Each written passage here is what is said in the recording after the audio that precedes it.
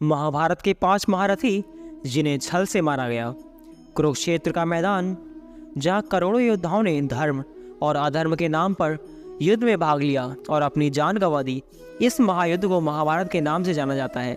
श्री कृष्ण ने इस युद्ध से पहले अर्जुन से कहा था कि इन योद्धाओं को गौर से देख लो, ये इस युग के सबसे महान और पराक्रमी योद्धा हैं जो इस युद्ध के बाद शायद ही देखने को मिलेंगे, और आने वाले युगों में ऐसे योद्धा फिर जन्म भी नहीं लेंगे। भगवान श्री कृष्ण की इस बात से ही महाभारत के महायुद्ध की भयानकता का अंदाज़ा लगाया जा सकता है। इस महायुद्ध को हुए हजारों साल बीत गए, लेकिन कहते हैं कि आज भी कुरुक्षेत्र की ज़मीन योद्धाओं के लहू को पीकर लाल है।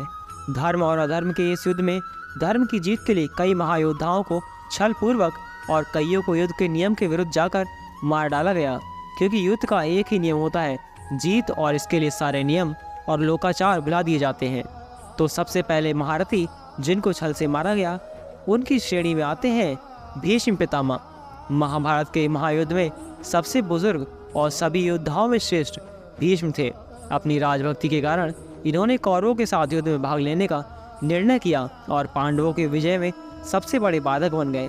इन्हें पराजित किए बिना महाभारत युद्ध में पांडवों का विजय होना असंभव था, क्योंकि भीष्म कौरवों के सेनापति के तौर पर उनके ढाल बने हुए थे। 18 दिन तक चले इस युद्ध में भीष्म अकेले ही 10 दिनों तक पांडवों की सेना का संहार करते रहे। ऐसी स्थिति में भगवान श्री कृष्ण की सलाह से अर्जुन अपने रथ पर शिखंडी को लेकर आते हैं, जो न पुरुष था न स्त्री। भीष्म शिखंडी को एक स्त्री मानते थे और इस रहस्य से पांडव परिचित थे।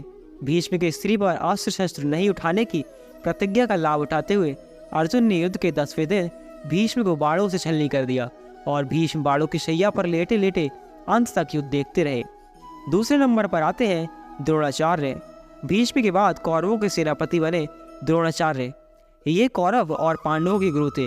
भीष्म के समान यह भी पांडवों के मार्ग में बड़े बाधक बने हुए थे। इन्हें भी युद्ध में पराजित कर पाना किसी के लिए असंभव था। माना जाता है कि द्रोणाचार्य को केवल उनका शौक ही मार सकता था।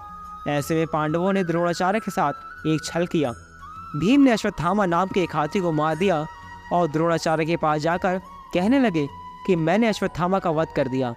अश्वत्थामा द्रोणाचार्य के पुत्र का नाम भी था। द्रोणाचार्य को भीम की इस बात पर भरोसा नहीं था, इसलिए धर्मराज युधिष्ठिर से पूछा कि क्या अश्वत्थामा मारा गया। युधिष्ठिर ने कहा अश्वत्थामा मारा गया, लेकिन यह नर भी हो सकता है और हाथी भी। जब युधिष्ठिर यह कह रहे थे, उस समय भगवान श्री कृष्ण ने शंखनाद कर दिया, जिससे द्रोणाचार्य बात को सही से सुन नहीं पाए और शोकाकुल होकर अपने अस्त्र शस्त्र रख दिए। मौके का फायदा उठाकर द्रौपदी के भाई धृष्टद्युम्न ने द्रोणाचार्य का वध कर दिया। तीसरे नंबर पर आते हैं जयद्रथ। दुर्योधन के जीजा जयद्रथ के कारण अर्जुन के पुत्र अभिमन्यु का वध कौरवों ने मिलकर किया था। इससे क्रोधित होकर अर्जुन ने प्रतिज्ञा ली थी कि अगले दिन के युद्ध में सूर्यास्त तक वह जयद्रथ का वध कर देंगे, नहीं तो वो खुद अग्नि समाधि ले लेंगे।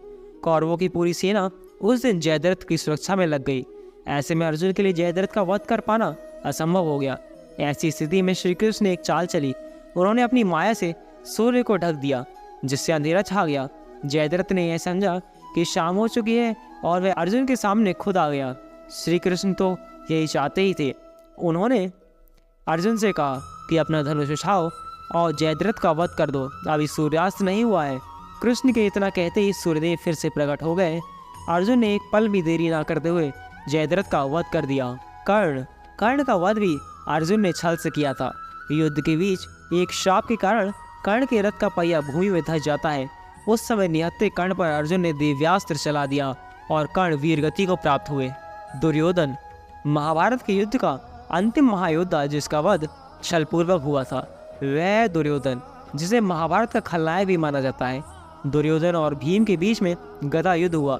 इस युद्ध में गदा का प्रहार कमर से ऊपर करने का नियम था, लेकिन भीम ने कृष्ण के संकेत पर दुर्योधन की कमर पर वार करना शुरू कर दिया, क्योंकि दुर्योधन के शरीर का ऊपरी भाग गांधारी ने वज्र का बना दिया था। इस तरह छलपूर्वक दुर्योधन का भी अंत कर दिया गया। तो दोस्तों, यही थे वो 5 महारथी जिन्हें महाभारत के युद्ध में छलपूर्वक मारा गया था। तो दोस्तों, आपको ये वीडियो कैसी लगी? वीडियो अच्छी लगी हो तो वीडियो को लाइक करें, शेयर करें, कमेंट करें और चैनल को सब्सक्राइब करें।